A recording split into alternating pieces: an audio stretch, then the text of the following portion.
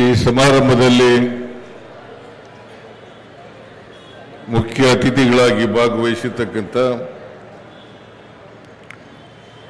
ಬೆಳಗಾವಿ ಜಿಲ್ಲೆಯ ಉಸ್ತುವಾರಿ ಸಚಿವರು,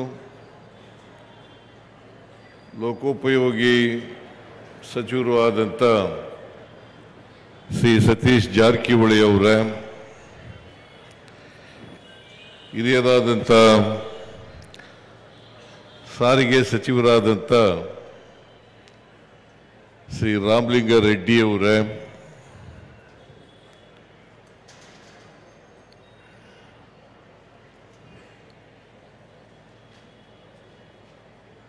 ವೈದ್ಯಕೀಯ ಶಿಕ್ಷಣ ಸಚಿವರಾದಂಥ ಶ್ರೀ ಶರಣಪ್ರಕಾಶ್ ಪಾಟೀಲ್ ಅವರ, ಮಹಿಳಾ ಮತ್ತು ಮಕ್ಕಳ ಅಭಿವೃದ್ಧಿ ಸಚಿವರಾದಂಥ ಶ್ರೀಮತಿ ಲಕ್ಷ್ಮೀ ಹೆಬ್ಬಾಳ್ಕರ್ ಅವರ,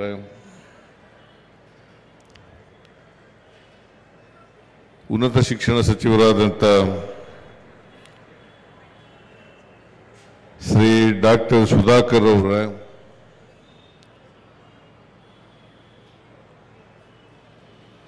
ವಿಧಾನಸಭೆಯಲ್ಲಿ ಮುಖ್ಯ ಸಚೇತಕರಾದಂಥ ಶ್ರೀ ಅಶೋಕ್ ಪಟ್ಟಣ್ ಅವರ, ಈ ಸಮಾರಂಭದ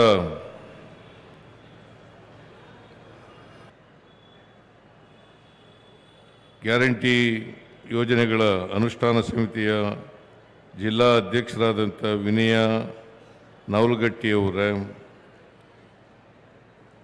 ಭರಮಣ್ಣ ಉಪ್ಪಾರ್ ಅವರ ಹಾಗೂ ಎಲ್ಲ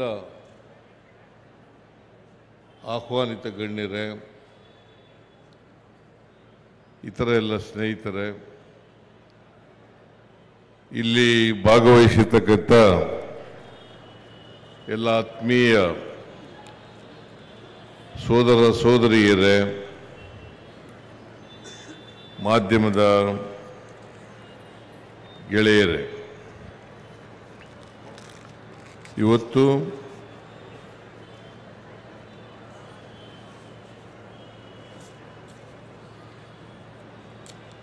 ಬೆಳಗಾವಿ ನಗರದಲ್ಲಿ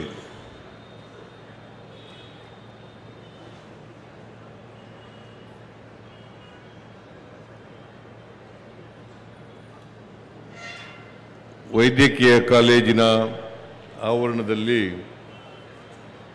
ಒಂದು ಸೂಪರ್ ಸ್ಪೆಷಾಲಿಟಿ ಆಸ್ಪತ್ರೆ, ಅದರ ಕಟ್ಟಡದ ಉದ್ಘಾಟನೆ ಇವತ್ತಿನಿಂದಲೇ ಸೂಪರ್ ಸ್ಪೆಷಾಲಿಟಿ ಆಸ್ಪತ್ರೆ ಪ್ರಾರಂಭ ಆಗ್ತಾ ಇದೆ. ಆಮೇಲೆ ಬೆಳಗಾವಿ ಸಿಟಿನಲ್ಲಿ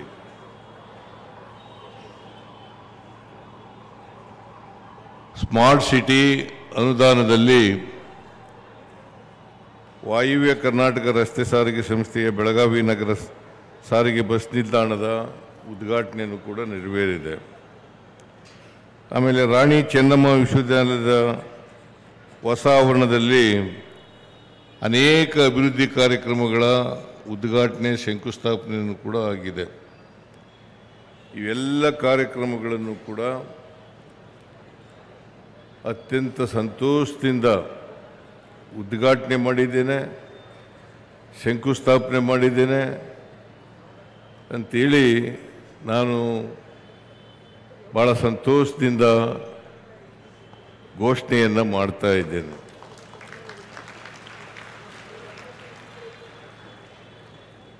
ನಮ್ಮ ಸರ್ಕಾರ ನಾಗರಿಕರಿಗೆ, ವಿಶೇಷವಾಗಿ ಸಮಾಜದಲ್ಲಿ ತಳ ಸಮುದಾಯದ ಜನ, ಆ ಜನರಿಗೆ ಅನೇಕ ಸೌಲಭ್ಯಗಳನ್ನು, ಸೌಕರ್ಯಗಳನ್ನು ಒದಗಿಸ್ಕೊಡ್ಬೇಕು. ಸಮಾಜದಲ್ಲಿ ಅಸಮಾನತೆ ಇದೆ. ಈ ಅಸಮಾನತೆಯನ್ನು ತೆಗೆದಾಕಬೇಕಾದರೆ ನಾವು ಯಾರಿಗೆ ಅವಕಾಶಗಳಿಂದ ವಂಚಿತರಾಗಿದ್ದಾರೆ ಆ ಜನರಿಗೆ ಅನುಕೂಲಗಳನ್ನು ಮಾಡಿಕೊಡ್ತಕ್ಕಂಥ ಕೆಲಸವನ್ನು ಮಾಡಿಕೊಡಬೇಕು. ಅದು ಮಾಡಿದಾಗ ಮಾತ್ರ ನಾವು ಈ ಅಸಮಾನತೆಯನ್ನು ತೊಡೆದಾಕಲಿಕ್ಕೆ ಸಾಧ್ಯ ಆಗ್ತದೆ. ಎಲ್ಲಿವರೆಗೆ ಅಸಮಾನತೆ ಸಮಾಜದಲ್ಲಿ ಇರ್ತದೆ ಅಲ್ಲಿವರೆಗೆ ಸಮಾನತೆ ಬರಲಿಕ್ಕೆ ಸಾಧ್ಯ ಆಗಲ್ಲ. ಆ ಜನರು ಮುಖ್ಯವಾಹಿನಿಗೂ ಕೂಡ ಬರಲಿಕ್ಕೆ ಸಾಧ್ಯ ಆಗಲ್ಲ.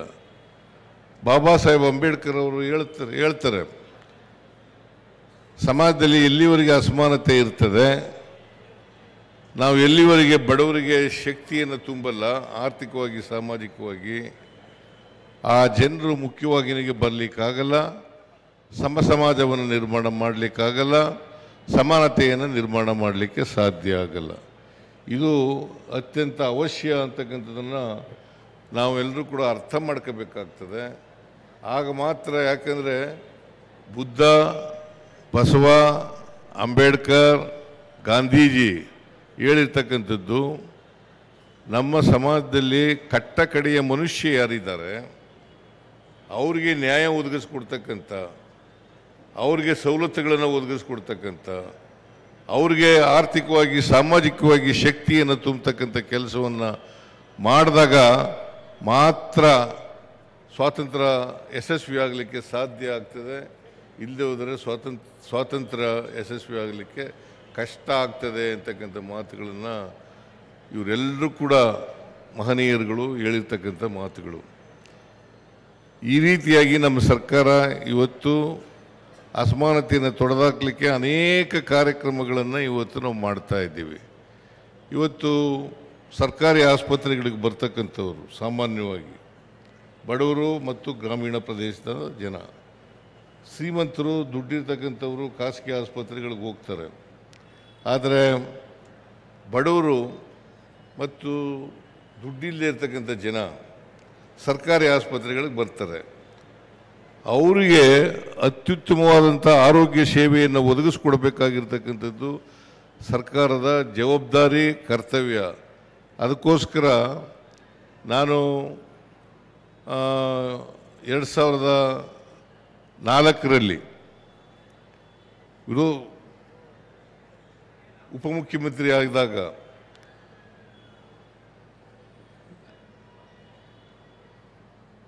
ಆ ಸಂದರ್ಭದಲ್ಲಿ ಘೋಷಣೆ ಮಾಡಿದೆ.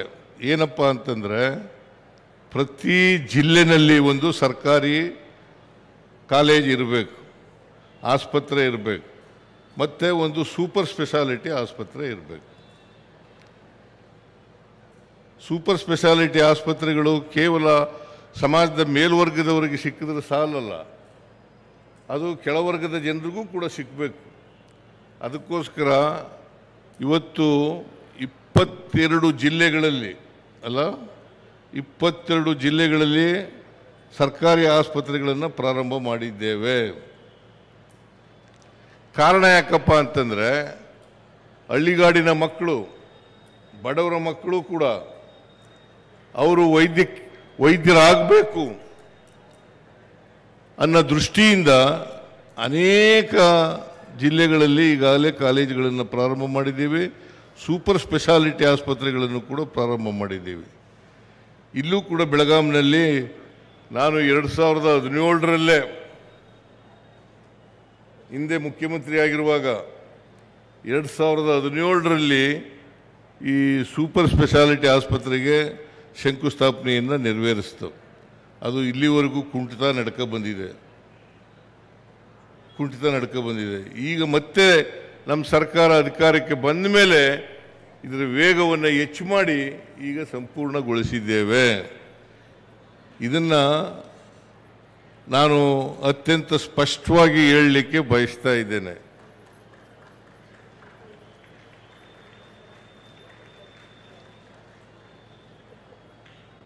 ರಾಜು ಶೇಟ್ ಅವರು, ಆಸಿಫ್ ಶೇಟ್ ಕೆಲವು ಈಗ ಒಂದು ಮನವಿ ಕೊಟ್ಟರು ನನಗೆ, ನಮ್ಮಲ್ಲಿ ಡಾಕ್ಟ್ರುಗಳಿಲ್ಲ, ಡಾಕ್ಟ್ರುಗಳನ್ನು ತುಂಬತಕ್ಕಂಥ ಕೆಲಸವನ್ನು ಮಾಡಬೇಕು ಅಂತೇಳಿ. ಹಂತವಾಗಿ ಡಾಕ್ಟ್ರುಗಳನ್ನು ತುಂಬುತ್ತೇವೆ. ಆ ಕೆಲಸವನ್ನು ಮಾಡ್ತೀವಿ. ಯಾಕಂತಂದರೆ ಬರೀ ಆಸ್ಪತ್ರೆ ಕಟ್ಟಡ ಕಟ್ಟಿದ್ರೆ ಸಾಲದು. ಆಸ್ಪತ್ರೆ ಕಟ್ಟಡ ಕಟ್ಟಿದಾಗ ಡಾಕ್ಟ್ರುಗಳು ಕೂಡ ಇರಬೇಕಾಗ್ತದೆ. ನಾನು ಕೇಳಿದೆ ಅದಕ್ಕೆ ಶರಣ್ ಪ್ರಕಾಶ್ ಪಾಟೀಲ್ ಅವರಿಗೆ, ನಮ್ಮಲ್ಲಿ ಡಾಕ್ಟ್ರುಗಳ ಕೊರತೆ ಇದೆಯಾ ಅಂತೇಳಿ ಕೇಳಿದಾಗ ಅವರು ಕೆಲವು ಡಾಕ್ಟ್ರುಗಳ ಕೊರತೆ ಇದೆ ಅಂತಕ್ಕಂಥ ಮಾತುಗಳನ್ನು ಹೇಳ್ತಾ ಇದ್ದಾರೆ. ಅದಕ್ಕೋಸ್ಕರ ಪ್ರಭಾಕರ್ ಕೋರೆಯವರು ಅವರ ಆಸ್ಪತ್ರೆ ಇದೆಯಲ್ಲ, ಸೂಪರ್ ಸ್ಪೆಷಾಲಿಟಿ ಆಸ್ಪತ್ರೆ,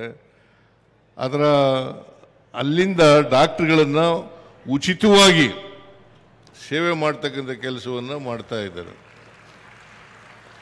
ಡಾಕ್ಟ್ರುಗಳು ಕಳಿಸಿ ಇಲ್ಲಿ ಉಚಿತವಾದಂಥ ಸೇವೆಯನ್ನು ಮಾಡ್ತಕ್ಕಂಥದ್ದು, ಆರೋಗ್ಯ ಸೇವೆಯನ್ನು ಮಾಡ್ತಕ್ಕಂಥ ಕೆಲಸವನ್ನು ಮಾಡ್ತಾ ಇದ್ದಾರೆ. ಅದರಿಂದ ನಾನು ಸರ್ಕಾರದ ವತಿಯಿಂದ ನನ್ನ ವೈಯಕ್ತಿಕವಾಗಿ ಅವರಿಗೆ, ಪ್ರಭಾಕರ್ ಕೋರೆಯವರಿಗೆ ಮತ್ತು ಅವರ ಸಂಸ್ಥೆಯವರಿಗೆ ಧನ್ಯವಾದಗಳನ್ನು ಹೇಳಲಿಕ್ಕೆ ಬಯಸ್ತಾ ಇದ್ದೇನೆ. ಬಹುಶಃ ಈ ಭಾಗದ ಜನರಿಗೆ ಲಾಭ ಸಿಗ್ತದೆ ಅಂತೇಳಿ ನಾನು ಭಾವಿಸ್ಕೊಂಡಿದ್ದೇನೆ. ಇದರ ಲಾಭವನ್ನು ಎಲ್ಲರೂ ಕೂಡ ಪಡ್ಕೊಳ್ಬೇಕು ಅಂತಕ್ಕಂಥ ಮಾತುಗಳನ್ನು ಹೇಳಲಿಕ್ಕೆ ಬಯಸ್ತೇನೆ. ನಾನು ಮುಖ್ಯಮಂತ್ರಿ ಆದಮೇಲೆ ಮುಖ್ಯಮಂತ್ರಿಗಳ ಪರಿಹಾರ ನಿಧಿಯಿಂದ ಅನೇಕ ಜನರಿಗೆ ದುಡ್ಡು ಕೊಡ್ತೀನಿ. ಪಾಪ ಬಡವರು ಸಾವಿರಾರು ಲಕ್ಷಾಂತರ ರೂಪಾಯಿಗಳನ್ನು ಖಾಸಗಿ ಆಸ್ಪತ್ರೆಗಳಿಗೆ ಕೊಡ್ತಕ್ಕಂಥ ಕೆಲಸವನ್ನು ಮಾಡ್ತಾರೆ. ನಾನು ಹೇಳ್ತೀನಿ, ಇಂಥ ಆಸ್ಪತ್ರೆಗಳನ್ನು ನಾವು ಮಾಡೋದ್ರಿಂದ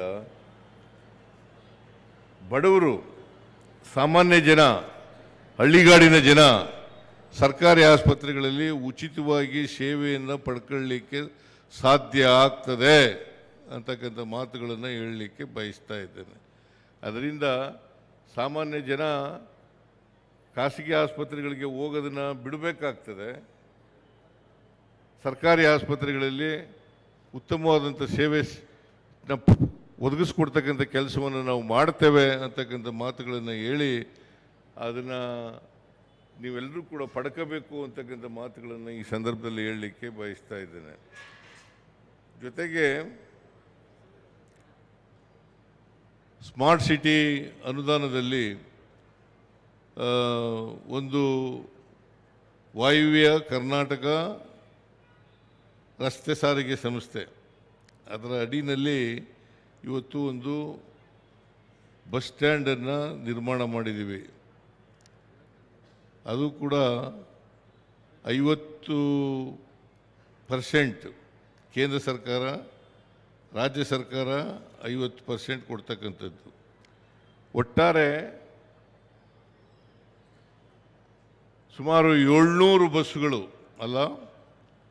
700 ಬಸ್ಸುಗಳು ಇದರಲ್ಲಿ ತೊಡಗಿಸ್ಕೊಳ್ತವೆ. ಇದು ಜನರ ಸೇವೆಗೆ ಅಣಿಯಾಗ್ತಕ್ಕಂಥ ಕೆಲಸ ಮಾಡ್ತಕ್ಕಂಥ ಕೆಲಸವನ್ನು ಮಾಡ್ತವೆ. ಜೊತೆಗೆ ಇನ್ನು ಸ್ವಲ್ಪ ದಿನ ಆದಮೇಲೆ 100 ಬಸ್ಸುಗಳು, ಎಲೆಕ್ಟ್ರಿಕ್ ಬಸ್ಗಳು ಈ ಬಸ್ ನಿಲ್ದಾಣಕ್ಕೆ ಬರ್ತವೆ. ಬೆಳಗಾಂನ ನಗರದ ಜನ ಅದರ ಉಪಯೋಗವನ್ನು ಕೂಡ ಪಡ್ಕೊಳ್ಬೇಕಾದಂಥ ಮಾತುಗಳನ್ನು ಹೇಳಲಿಕ್ಕೆ ಬಯಸ್ತಾ ಇದ್ದೇನೆ. ಸೊ ರಾಣಿ ಚೆನ್ನಮ್ಮ ವಿಶ್ವವಿದ್ಯಾನಿಲಯದಲ್ಲಿ ಅನೇಕ ಅಭಿವೃದ್ಧಿ ಕೆಲಸಗಳಿಗೆ ಶಂಕುಸ್ಥಾಪನೆ ಮಾಡಿ ಈಗಾಗಲೇ ಸುಧಾಕರ್ ಅವರು ಅದರ ಬಗ್ಗೆ ಮಾತನಾಡಿದ್ದಾರೆ. ನಾನು ಹೆಚ್ಚು ಮಾತನಾಡಲಿಕ್ಕೆ ಹೋಗಲ್ಲ. ಆ ಅಭಿವೃದ್ಧಿ ಕೆಲಸಗಳಿಗೆ ಶಂಕುಸ್ಥಾಪನೆ ಮಾಡ್ತಕ್ಕಂಥ ಕೆಲಸವನ್ನು ಮಾಡಿದ್ದೇನೆ. ಉದ್ದೇಶ ನಮಗೆ ಹೆಚ್ಚು ಮಹಿಳೆಯರು, ದಲಿತರು, ಹಿಂದುಳಿದವರು, ಅಲ್ಪಸಂಖ್ಯಾತರು, ಬಡವರು, ಸಮಾಜದಲ್ಲಿರ್ತಕ್ಕಂಥ ಎಲ್ಲ ಜಾತಿಯ ಬಡವರು ಅವರೆಲ್ಲರೂ ಕೂಡ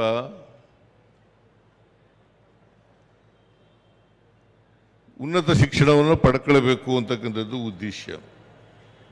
ಯಾಕಂತಂದರೆ ಎಲ್ಲರೂ ಶಿಕ್ಷಿತರಾಗಬೇಕು. ಎಲ್ಲರೂ ಶಿಕ್ಷಿತರಾದರೆ ಮಾತ್ರ ಸಮಾಜದಲ್ಲಿ ನಾವು ಬಡತನ, ನಿರುದ್ಯೋಗ ಇವನ್ನೆಲ್ಲ ಹೋಗಲಾಡಿಸಲಿಕ್ಕೆ ಸಾಧ್ಯ ಆಗ್ತದೆ. ಶಿಕ್ಷಣವೇ ಶಕ್ತಿ. ನಾವು ಶಿಕ್ಷಣದಿಂದ ಸ್ವತಂತ್ರರಾಗಬೇಕು. ಅದು ಮಾತ್ರ ಪ್ರತಿಯೊಬ್ಬರು ಕೂಡ ಯಾವುದೇ ಕಾರಣಕ್ಕೆ ಅವಿದ್ಯಾವಂತರಾಗಬಾರದು. ಇನ್ನೂ ಕೂಡ ಶಿಕ್ಷಣ 100ಕ್ಕೆ 100 ಆಗಿಲ್ಲ ನಮ್ಮ ಸಮಾಜದಲ್ಲಿ. ನಾವು 100ಕ್ಕೆ 100 ಶಿಕ್ಷಣ ಪಡ್ಕೊಂಡಾಗ ಮಾತ್ರ ಸ್ವಾತಂತ್ರ್ಯ ಬಂದದಕ್ಕೆ ಸಾರ್ಥಕ ಆಗ್ತದೆ. ಈಗಾಗಲೇ 78 ವರ್ಷ ಆಯಿತು ಸ್ವಾತಂತ್ರ್ಯ ಬಂದು. 78 ವರ್ಷಗಳಾದರೂ ಕೂಡ ಇನ್ನೂ ಶಿಕ್ಷಣ ಎಲ್ಲರಿಗೂ ಸಿಕ್ಕಿಲ್ಲ ಅಂತಕ್ಕಂಥ ಚಿತ್ರಣ ನಾವು ನೋಡಲಿಕ್ಕೆ ಸಾಧ್ಯ ಆಗ್ತದೆ. ಅದಕ್ಕೋಸ್ಕರ ಯಾರು ಕೂಡ ಸಮಾಜದಲ್ಲಿರ್ತಕ್ಕಂಥ ಅನೇಕ ಕಲ್ಯಾಣ ಕಾರ್ಯಕ್ರಮಗಳನ್ನು ಸರ್ಕಾರ ಮಾಡಿದೆ. ಈ ಕಲ್ಯಾಣ ಕಾರ್ಯಕ್ರಮಗಳನ್ನು ಉಪಯೋಗಿಸ್ಕೊಂಡು ಶಿಕ್ಷಣವನ್ನು ಪಡ್ಕೊಳ್ತಕ್ಕಂಥ ಪ್ರಯತ್ನವನ್ನು ಮಾಡಬೇಕು. ಅದಕ್ಕೋಸ್ಕರನೇ ಅಸಮಾನತೆಯನ್ನು ತೊಡೆದಾಕ್ಲಿಕ್ಕೋಸ್ಕರ ಹಿಂದೆ ನಾನು ಮುಖ್ಯಮಂತ್ರಿ ಆಗಿದ್ದಾಗ 2013ರಿಂದ 2018ರವರೆಗೆ ಮುಖ್ಯಮಂತ್ರಿ ಆಗಿರುವಾಗ ಅನೇಕ ಭಾಗ್ಯಗಳನ್ನು ಜನರಿಗೆ ಕೊಡ್ತಕ್ಕಂಥ ಕೆಲಸವನ್ನು ಮಾಡ್ತಾರೆ. ಈಗ ಮತ್ತೆ 2023ರಿಂದ ಮುಖ್ಯಮಂತ್ರಿ ಆದಾಗ ನಾನು ಭಾಳ ಪ್ರಮುಖವಾಗಿ 5 ಗ್ಯಾರಂಟಿ ಯೋಜನೆಗಳನ್ನು ಜನರಿಗೆ ಕೊಟ್ಟಿರ್ತಕ್ಕಂಥದ್ದು. ಈ ಯಾಕೆ ಗ್ಯಾರಂಟಿ ಯೋಜನೆಗಳನ್ನು ಕೊಟ್ಟಿದ್ದೀವಿ ಅಂತಂದರೆ ಪ್ರತಿಯೊಬ್ಬರಿಗೂ ಕೂಡ ಆರ್ಥಿಕವಾಗಿ ಸಾಮಾಜಿಕವಾಗಿ ಶಕ್ತಿ ಬರಬೇಕು. ಆ ಶಕ್ತಿ ಬರಲಿಕ್ಕೋಸ್ಕರವಾಗಿ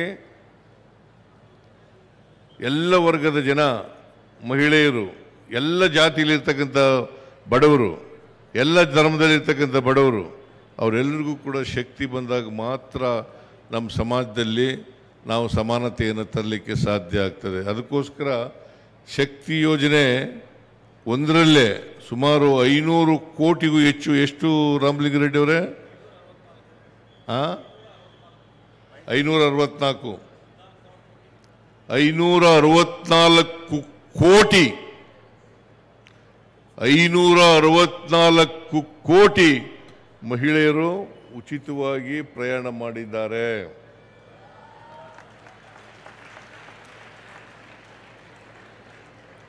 $564 ಕೋಟಿ. ಬಹುಶಃ ಇದು ಒಂದು ದಾಖಲೆ ಅಂತೇಳಿ ನಾನು ಅಂದ್ಕೊಂಡಿದ್ದೀನಿ.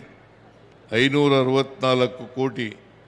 ಅದಕ್ಕೆ ಯಾವುದೇ ರಿಸ್ಟ್ರಿಕ್ಷನ್ ಇಲ್ಲ, ಯಾವುದೇ ಮಿತಿ ಇಲ್ಲ.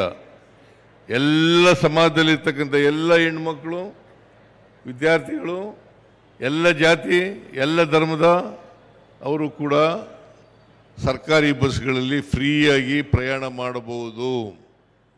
ಆಮೇಲೆ ಮಹಿಳೆ ಒಂದು ಕುಟುಂಬದ ಮುಖ್ಯಸ್ಥೆ ಯಾರಿರ್ತಾರೆ ಅವರಿಗೆ ತಿಂಗಳಿಗೆ 2,000 ರೂಪಾಯಿ ಕೊಡ್ತಕ್ಕಂಥ ಕಾರ್ಯಕ್ರಮವನ್ನು ಜಾರಿಗೆ ತಂದಿದ್ದೀವಿ. ಈಗಾಗಲೇ ಸುಮಾರು 1,25,00,000 ಕುಟುಂಬದ ಯಜಮಾನಿಯರಿಗೆ ತಿಂಗಳಿಗೆ 2,000 ರೂಪಾಯಿ ಕೊಡ್ತಾ ಇದ್ದೀವಿ. ಗೃಹ ಜ್ಯೋತಿ 1,64,00,000 ಕುಟುಂಬಗಳಿಗೆ 1,64,00,000 ಕುಟುಂಬಗಳಿಗೆ ಫ್ರೀಯಾಗಿ 200 ಯೂನಿಟ್ವರೆಗೆ ಫ್ರೀ ಕರೆಂಟನ್ನು ಕೊಡ್ತಾ ಇದ್ದೀವಿ.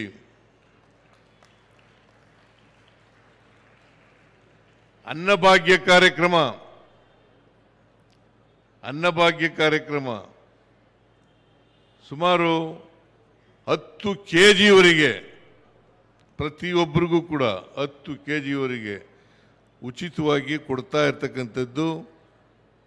ಬಹುಶಃ ಇಡೀ ದೇಶದಲ್ಲಿ ಕರ್ನಾಟಕದಲ್ಲಿ ಮಾತ್ರ 10 kg ಅಕ್ಕಿಯನ್ನು ಉಚಿತವಾಗಿ ಕೊಡ್ತಕ್ಕಂಥ ಕಾರ್ಯಕ್ರಮವನ್ನು ಮಾಡ್ತಾ ಇದ್ದೀವಿ. ಯಾಕಂದರೆ ಕರ್ನಾಟಕದಲ್ಲಿ ಯಾರು ಹಸಿದು ಮಲಗಬಾರ್ದು. ಕರ್ನಾಟಕ ಹಸಿವು ಮುಕ್ತ ರಾಜ್ಯ ಆಗಬೇಕು ಅಂತಕ್ಕಂಥ ಕಾರಣದಿಂದ ಮಾಡ್ತಾ ಇದ್ದೀವಿ.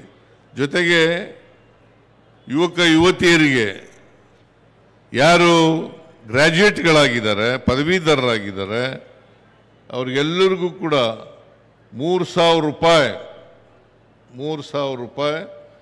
2 ವರ್ಷದವರೆಗೆ ಕೊಡ್ತಕ್ಕಂಥ ಕೆಲಸವನ್ನು ಮಾಡ್ತೀವಿ. ಆಮೇಲೆ ಡಿಪ್ಲೊಮಾ ಹೋಲ್ಡರ್ಸ್ಗೆ 1,500 ರೂಪಾಯಿ ಕೊಡ್ತೀವಿ 2 ವರ್ಷದವರೆಗೆ.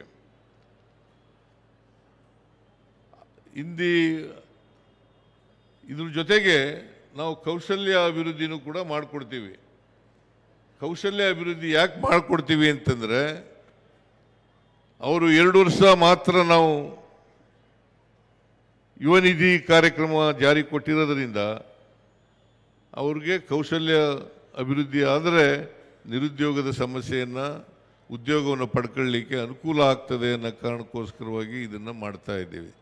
ಇದರಿಂದ ನಾವು ನಮ್ಮ ಸರ್ಕಾರ ಸಮಾಜದಲ್ಲಿ ಅಸಮಾನತೆಯನ್ನು ನಿರ್ಮಾಣ ಮಾಡಬೇಕು. ಆ ಮೂಲಕ ಜಾತಿ ವ್ಯವಸ್ಥೆ ಹೋಗಬೇಕು, ವರ್ಗ ವ್ಯವಸ್ಥೆ ಹೋಗಬೇಕು, ಸಮಾನತೆ ಬರಬೇಕು. ಇದರಿಂದ ನಮ್ಮ ಕಾರ್ಯಕ್ರಮಗಳು ಇವತ್ತು ಜನರಿಗೋಸ್ಕರ ಮಾಡ್ತಾ ಇರ್ತಕ್ಕಂಥ ಕಾರ್ಯಕ್ರಮಗಳು. ಇದನ್ನು ಅರ್ಥ ಮಾಡ್ಕೋಬೇಕಾಗ್ತದೆ. ಇದ್ರ ಜೊತೆಗೆ ಈ ವರ್ಷ ಹೆಚ್ಚು ಮಳೆಯಾಗಿದೆ. ಉತ್ತರ ಕರ್ನಾಟಕದಲ್ಲಿ 95% ಮಳೆ ಜಾಸ್ತಿ ಆಗಿದೆ. 95 ಸುಮಾರು 8-9 ಜಿಲ್ಲೆಗಳಲ್ಲಿ, ಬೆಳಗಾವಿನೂ ಸೇರಿ, ಬಾಗಲಕೋಟೆ, ಬಿಜಾಪುರ, ಬೆಳಗಾವಿ, ಬೀದರ್, ಕಲಬುರಗಿ, ಕೊಪ್ಪಳ, ಆಮೇಲೆ ರಾಯಚೂರು, ಈ ಜಿಲ್ಲೆಗಳಲ್ಲೆಲ್ಲ ಸುಮಾರು 95% ಬೆಳೆ ಹಾನಿಯಾಗಿದೆ. ಅದಕ್ಕೆ ನಾನು ಮೊನ್ನೆ ಬೆಳಗಾವಿಗೆ ಹೋಗಿದ್ದೆ, ಕಲಬುರಗಿಗೆ ಹೋಗಿದ್ದೆ. ಕಲಬುರಗಿನಲ್ಲಿ 4 ಜಿಲ್ಲೆಗಳಲ್ಲಿ ವೈಮಾನಿಕ ಸಮೀಕ್ಷೆಯನ್ನು ಮಾಡಿದೆ.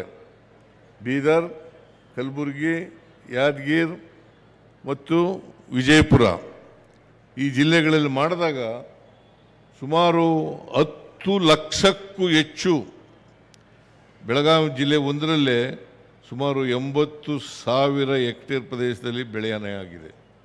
80 ಲಕ್ಷ ಹೆಕ್ಟೇರ್ ಪ್ರದೇಶದಲ್ಲಿ ಬೆಳೆನೇ ಆಗಿದೆ. ಇಡೀ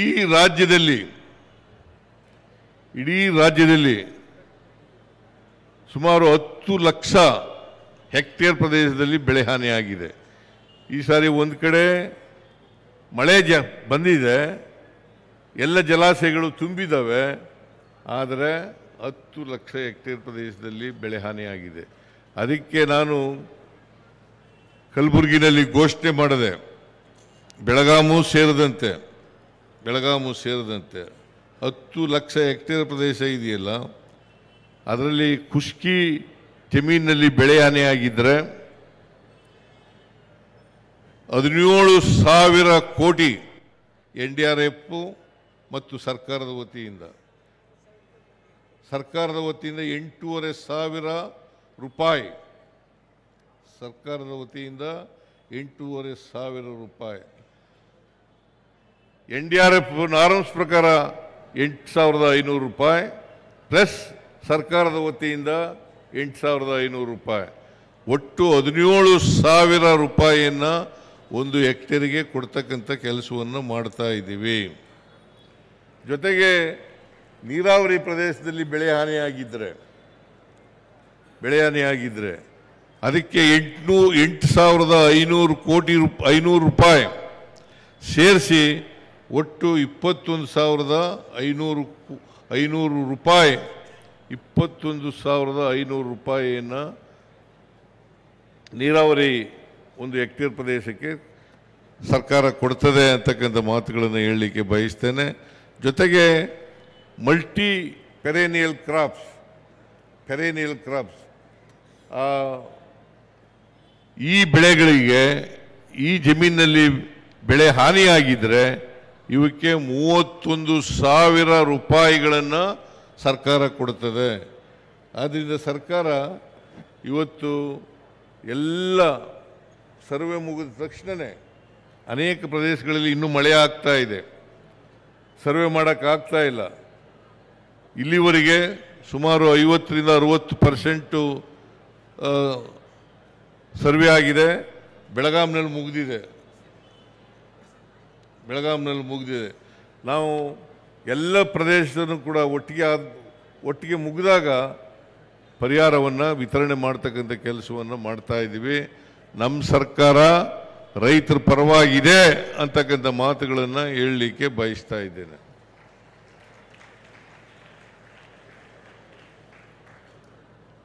ಯಾವ ಸರ್ಕಾರನೂ ಕೂಡ ಇಷ್ಟು ಬೆಳೆ ಹಾನಿಯ ಪರಿಹಾರವನ್ನು ಕೊಟ್ಟಿರಲಿಲ್ಲ. ಆದರೂ ನಾವು ಕೊಟ್ಟಿದ್ದೇವೆ ಅಂತಕ್ಕಂಥ ಮಾತುಗಳನ್ನು ಹೇಳಲಿಕ್ಕೆ ಬಯಸ್ತಾ ಇದ್ದೇನೆ. ಅದರಿಂದ ನೀವೆಲ್ಲರೂ ರೈತರು, ವಿಶೇಷವಾಗಿ ರೈತರು ಇದರ ಉಪಯೋಗವನ್ನು ಪಡ್ಕೊಳ್ಬೇಕು ಅಂತಕ್ಕಂಥ ಮಾತುಗಳನ್ನು ಹೇಳಲಿಕ್ಕೆ ಬಯಸ್ತಾ ಇದ್ದೇನೆ. ಮತ್ತು ಇವತ್ತು ಈ ಕಾರ್ಯಕ್ರಮ ಏನು ನಡೆದಿದೆ, ಈ ಸೂಪರ್ ಸ್ಪೆಷಾಲಿಟಿ ಆಸ್ಪತ್ರೆ, ಬಸ್ ಸ್ಟ್ಯಾಂಡು ಮತ್ತು ರಾಣಿ ಚೆನ್ನಮ್ಮ ವಿಶ್ವವಿದ್ಯಾನಿಲಯದಲ್ಲಿ ಅನೇಕ ಅಭಿವೃದ್ಧಿ ಕಾರ್ಯಕ್ರಮಗಳು, ಈ ಕಾರ್ಯಕ್ರಮಗಳ ಉದ್ಘಾಟನೆ, ಶಂಕುಸ್ಥಾಪನೆ, ಈ ಕಾರ್ಯಕ್ರಮಗಳ ಅತ್ಯಂತ ಸಂತೋಷದಿಂದ ನೆರವೇರಿಸಿದ್ದೇನೆ ಅಂತಕ್ಕಂಥ ಮಾತುಗಳನ್ನು ಹೇಳಿ, ಇದರ ಲಾಭ ಸಮಾಜದ ಜನ, ಸಾಮಾನ್ಯ ಜನ ಅದು ಪಡ್ಕೊಂಡಾಗ ಸಾರ್ಥಕ ಆಗ್ತದೆ ಅಂತಕ್ಕಂಥ ಮಾತುಗಳನ್ನು ಈ ಸಂದರ್ಭದಲ್ಲಿ ಹೇಳ್ತಾ ನನ್ನ ಮಾತುಗಳನ್ನು ಮುಗಿಸ್ತೇನೆ. ಜೈ ಹಿಂದ್, ಜೈ ಕರ್ನಾಟಕ, ಜೈ ಸಂವಿಧಾನ್.